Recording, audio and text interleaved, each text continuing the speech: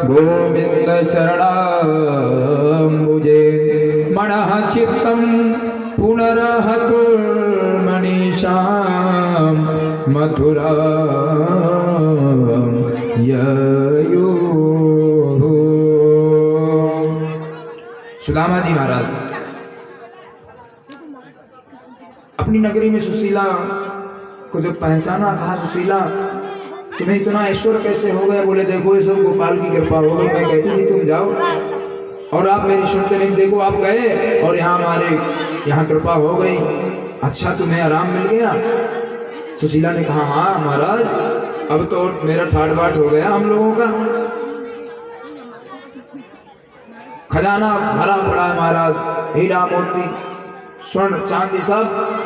सुदामा जी ने कहा अच्छा तो एक काम करो, सोने की रोटी बनाओ, चांदी की दाल बनाओ और प्रेम से पाओ, और हम तो रहते हैं कुटिया में, हम तो भजन करेंगे कन्हैया का, हम भगवान का स्मरण करेंगे, हम तो नहीं रहेंगे। देखो रोटी महाराज जो अरबपति हैं खरबपति हैं, वो भी रोटी का साइज एक ही होता है, कोई सोने चांदी की रोटी नहीं खाता है। तो महाराज सुशीला जी ने कहा स्वामी आप चले जाएंगे तो मैं क्या करूंगी इस महल में, मेरे लिए तो सब बेकार है ऐश्वर्य बिना पति के। महाराज सुशीला भी चल दी, सुदामा जी भी चल दी उस ऐश्वर्य को छोड़ करके उस महल को। तो पीछे से आवाज आई, ये टेढ़ी टांग वाले वहां पहुंच गए और कहा सुदामा। सुदामा जी ने घूम के देखा, कहा लाला आप काई को ऐशो आराम दियो, इतना वैभव क्यों दे दिया? मैं तो पहले से ही संपन्न था, मैं गरीब थोड़ी था। और ये सत्य बात है, विपदाऊ नैव संपदा महाराज, विपदि संपन्न नारायण स्मृति। विपत्ति तो यह है जीव की जब भगवान को भूल जाता है, सबसे बड़ी विपत्ति है, और सबसे बड़ी संपत्ति है भगवान की याद बनी रहना, भगवान को भूलना नहीं, ये सबसे बड़ी संपत्ति है। कहे हनुमंत विपत प्रभु सोई, जब तब सुमिरन भजन न होई। तो सबसे बड़ी विपत्ति है हमारे जीव के लिए भगवान को भूल जाना। भगवान ने कहा सुदामा ये मेरा प्रसाद है, इसे ग्रहण करो। सुदामा जी महाराज भगवान का कहना मान के सुदामापुरी में रहे, और इसके बाद भगवान का ध्यान किया और भगवान के धाम को चले गए। इसके बाद 100 वर्ष हो गए भगवान को ब्रज छोड़े हुए। सूर्य ग्रहण हुआ तो वसुदेव जी ने यज्ञ किया महाराज। तो यज्ञ में सारे ब्रजमंडल से सब लोग आए, गोपिकाएं भी आई, इधर से सारी पटरानियां भी गईं। उस प्रभास क्षेत्र में महाराज माँ यशोदा भी आई। माँ यशोदा व्याकुल है, मेरा लाला कहाँ है? माँ यशोदा आई और वहां से निकली मैया यशोदा जहां पे कन्हैया का शिविर था, आवाज करती हुई मेरा लाला कहाँ है, मेरा गोपाल कहाँ है, मेरे लाला को किसी ने देखा है क्या? धन्य है माँ यशोदा। भगवान ने सुना ये तो मेरी मैया यशोदा की आवाज है। भगवान दौड़ कर आए और मैया के पास गए, मैया ने हृदय से लगा लिया, रो रो करके आंसुओं से भगवान का सर भिगो दिया मैया ने। इसके बाद सभी रानियां आई, यशोदा मैया को प्रणाम किया, सब ने आशीर्वाद लिया। बड़ी लंबी कथा है। इसके बाद रुक्मिणी इत्यादि सब गई राधा जी के पास, दर्शन किया, सत्संग किया। मैंने बताया था कि राधा ही कृष्ण है, कृष्ण ही राधा है। दूध पिला दिया रुक्मिणी जी ने राधा जी को, क्योंकि कन्हैया ने दिया था कि राधा के पास जा रही हो तो कुछ लेके जाओ। और महाराज वही छाले कन्हैया के हृदय में पड़ गए, राधा जी के और कन्हैया जी के पैरों में पड़ गए। रुक्मिणी जी ने पूछा आपके छाले पड़ गए? दूध पिला दिया आपने राधा जी को, इसलिए मेरे छाले पड़ गए, क्योंकि उनके हृदय में कन्हैया जी के पैर रहते हैं महाराज, और कन्हैया जी के हृदय में राधा जी के पैर रहते हैं, इसलिए राधा ही कृष्ण बोलो राधा वल्लभ लाल की जय। इसके बाद महाराज सुखदेव जी कहते हैं, राजन, जीव से भूल के भी पाप हो जाए तो उसका प्रायश्चित उसे भोगना पड़ता है।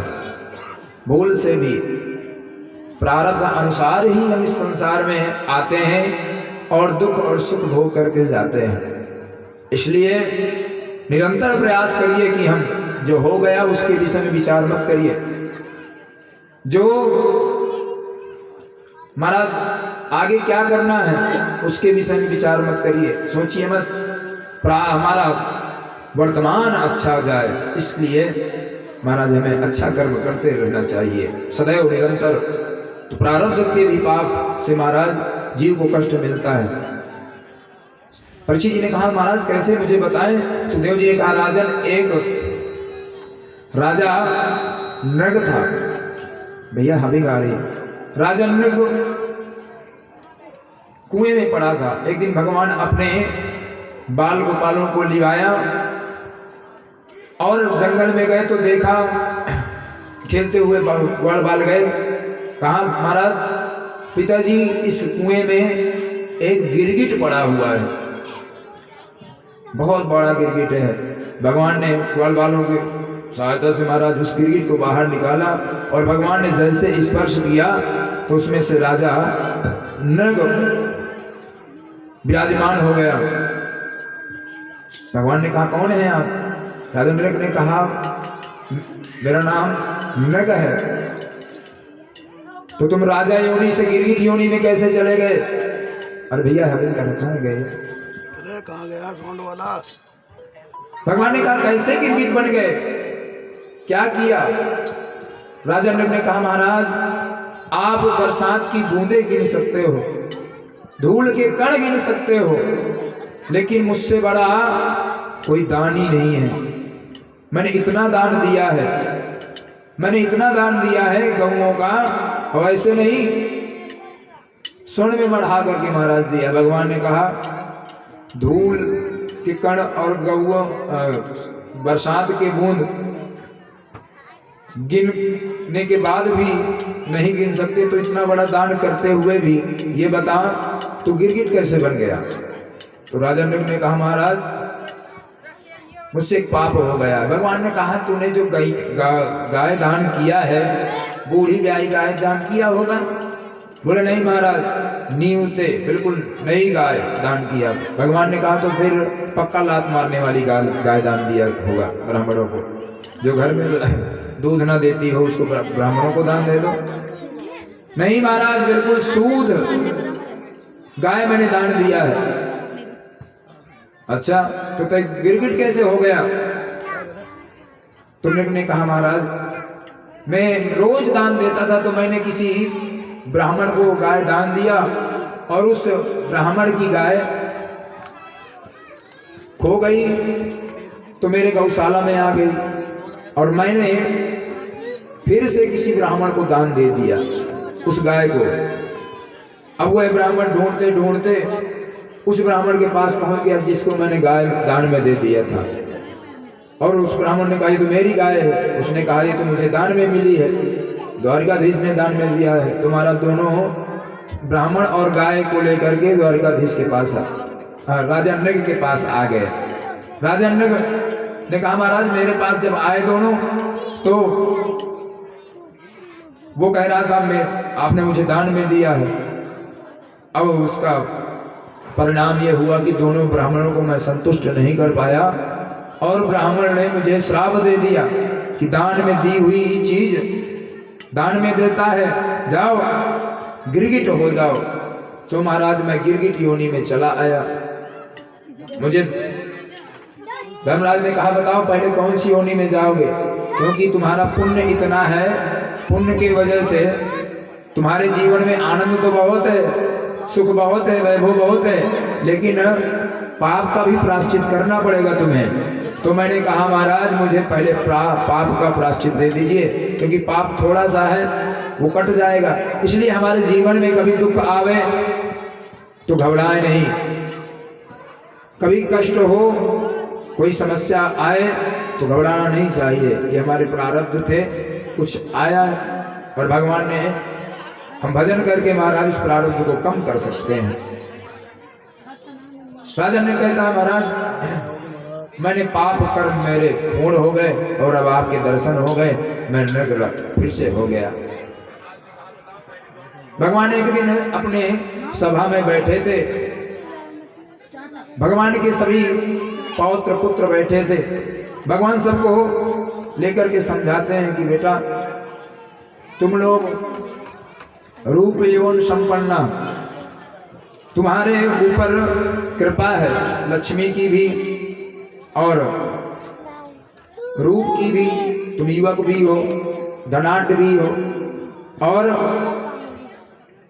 तुम्हारे पास सत्ता भी है, इसलिए आपको होशियार रहना चाहिए। रूप यौन संपन्ना व्यक्ति के पास जब चारों चीज हो जाती हैं, रूपवान होता है, धन भी होता है, सत्ता भी होती है, तो वह बिना अनर्थ किए नहीं रहता है। अनर्थ करेगा पक्का कुछ न कुछ, और जहां अर्थ आएगा वहां 15 प्रकार के अनर्थ आएंगे। झूठ महाराज, मद, झूठ तो ऐसा हो जाएगा, आपके पास धन है तो झूठ बोलना पड़ेगा, नहीं तो दो आएगा महाराज भैया दो मुझे 20,000 रुपए, दो 30,000। अरे तो कहता भैया कहाँ रहे, सब खत्म हो गया, माल जो था घर में नहीं है, तो झूठ बोलना पड़ता है। अगर अर्थ की ज्यादा प्राप्ति हो गई, व्यसन अनेक प्रकार के व्यसन होते हैं। मद आता है, क्रोध आता है, किसी ने थोड़ा सा भी कुछ कह दिया समाज में तो तुरंत महाराज क्रोधित हो जाएगा, अरे कैसे कह दिया, खड़े खड़े खरीद लूंगा तुझे। तो इससे महाराज अर्थ से 15 प्रकार के अनर्थ आते हैं। व्यसनानि च कहा। इसके बाद भगवान ने कहा इसलिए तुम्हें सावधान रहना चाहिए, और अगर ये चारों चीजें हैं व्यक्ति के पास, विवेक नहीं है तो बिना अनर्थ किए नहीं रह सकता है। इसलिए मैं तुम्हें समझाता हूं, क्योंकि तुम्हारी शिकायत आ रही है मेरे पास, तुम मेरे पुत्र हो, तुम्हारे पास विवेक है, मैं ऐसा नहीं कह सकता, और तुम संतों का कभी अपमान मत करना भूल के भी। महाराज भगवान के पौत्र कहते हैं पिताजी को देखो तब संतों का गुणगान ही करते रहते हैं। एक दिन महाराज जामवती का पुत्र, सभी जितने भगवान के पुत्र थे सब खेलते खेलते समुद्र के किनारे पहुंच गए। वहां पर सप्तऋषि आए हुए थे, दुर्वासा, कर्ण, भार्गव महाराज, अंगिरा, सप्तऋषि विराजमान थे। भृगु महाराज, इन्होंने कहा देखते हैं ये पिताजी संतों की बड़ी बड़ाई करते हैं, कुछ इन्हें कुछ शक्ति भक्ति है कि नहीं, कुछ ज्ञान है कि नहीं। तो महाराज गए, जाम्ब के पेट में कपड़ा बांध दिया और एक महाराज नाटक करा दिया और पहुंच गए संतों के पास। महाराज प्रणाम। महाराज संतों ने कहा आयुष्मान भव। महाराज ये भाभी जी आई हैं, भाभी जी को बताइए कि लड़का होगी कि लड़की। और संत महाराज कोई कान में उंगली लगावे, कोई नाक में उंगली लगावे, कोई ध्यान करे, तो कुछ न बता पाओ। तो सातों ने एक साथ ध्यान किया तो कहा अरे द्वारिकाधीश के पुत्र पौत्र होकर के संतों का अपमान, भगवान के कुल में भी जन्म लेकर के संतों का अपमान। संतों ने महाराज कहा ना इसमें भाभी को तुम्हारे पुत्र होगा ना पुत्री होगी, इनके पेट से एक मूसल जन्म लेगा जो सर्वस्व यदुकुल का विनाश का कारण बनेगा। घबरा गए सब बालक महाराज, तुरंत उग्रसेन जी के पास गए और उस मूसल को देखा तो घिस करके समुद्र में फेंक दिया।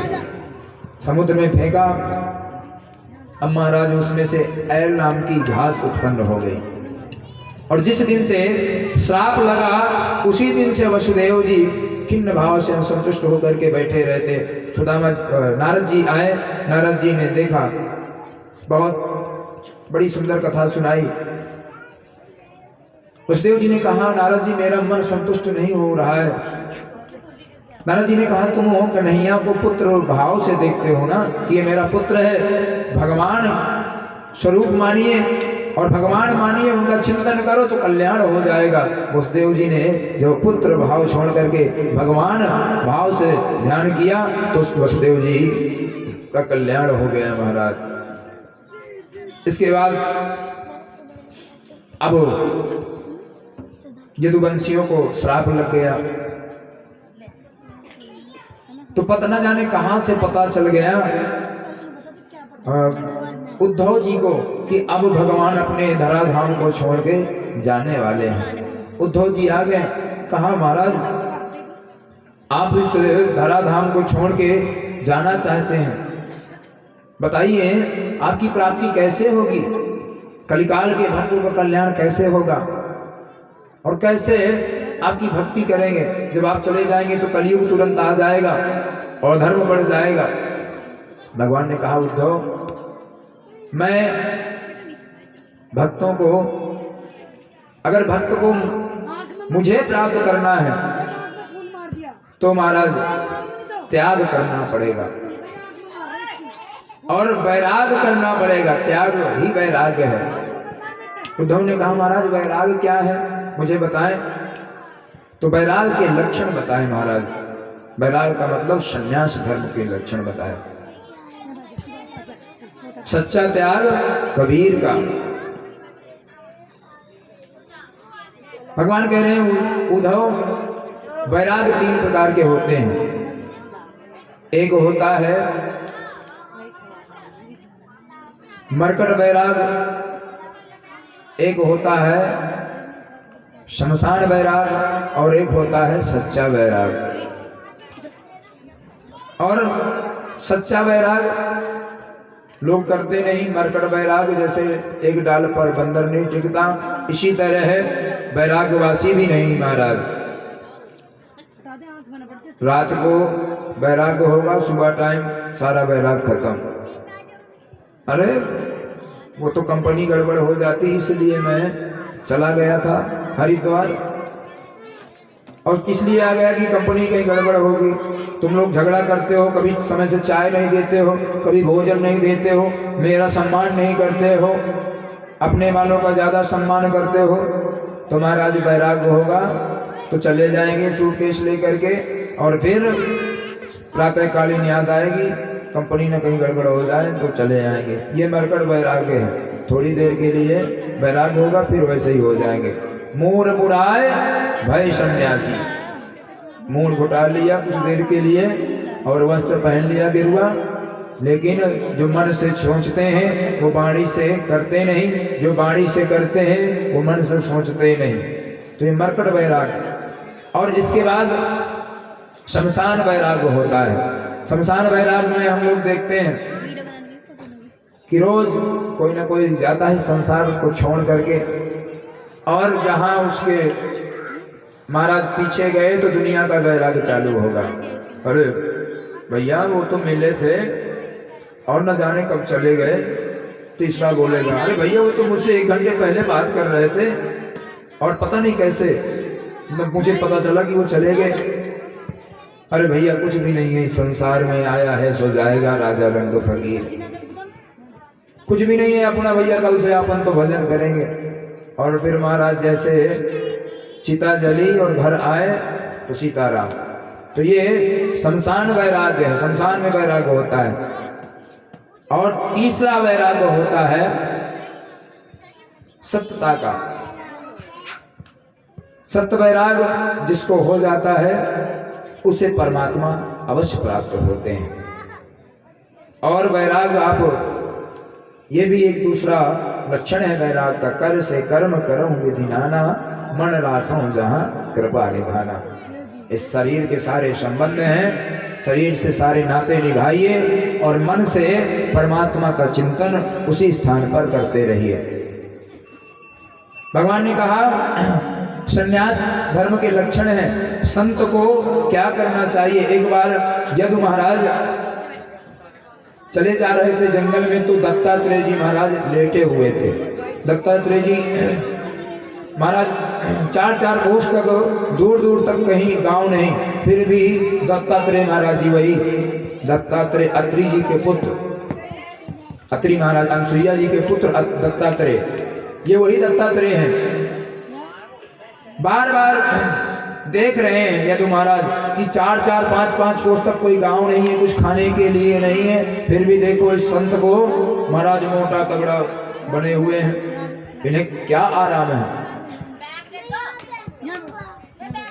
यदु महाराज जी ने कहा महाराज ये बताइए आप क्या खाते हैं और आप इतना मस्त हैं। संति में गुरुवो राजन ब्राह्मो बुद्ध विपासिता यथा बुद्धि मुपादाय मुक्तो अरामी राजन। भगवान दत्तात्रेय महाराज जी कहते हैं राजन यदु मैं कुछ न खाता हूं न पीता हूं, लेकिन इस संसार से मैं विरक्त रहता हूं, क्योंकि मैंने 24 गुरु बनाए हैं। ध्यान से सुनना माताओं, दत्तात्रेय महाराज जी ने कहा मैंने 24 गुरु बनाए हैं। कौन कौन से? कहा पृथ्वी वायुर आकाश मापो अग्निश्चंद्रमा रविः कपोतो अजगरः सिंधु पतंगो मधुकृत गजः मधुआ हरिणो मीना पिंगला गुरुरोर्भकः कुमारी शर्कृत सर्प ओर्णनाभि सुदेश कृत। पृथ्वी वायु आकाश, मैंने पहला गुरु पृथ्वी को बनाया। पृथ्वी से मैंने सीखा कि जैसे पृथ्वी पर महाराज मलमूत्र त्यागते हैं, किसान महाराज पृथ्वी की छाती चीर करके अन्न उगाता है, फिर भी ये पृथ्वी मैया सहनशीलता करती है। तो पृथ्वी मैया से मैंने सहनशीलता सीखा, पृथ्वी को मैंने गुरु बनाया। पृथ्वी वायु को मैंने गुरु बनाया। जिसको भगवान को प्राप्त करना है तो संत लक्षण है। संत को जैसे हवा चलती है, तेज चलती है, ठंडी चलती है, गर्म चलती है, लेकिन इसका कोई कलर नहीं है, कोई पहचान नहीं है। बोलो राधे राधे। कोई पहचान नहीं। इसी तरह है संत को भी अपनी पहचान के लिए कार्य नहीं करना चाहिए कि लोग मुझे पहचाने। पृथ्वी वायु आकाश, मैंने आकाश को गुरु बनाया। आकाश से मैंने सीखी कि जैसे इस आकाश का ना आदि है ना अंत है महाराज, इसी तरह है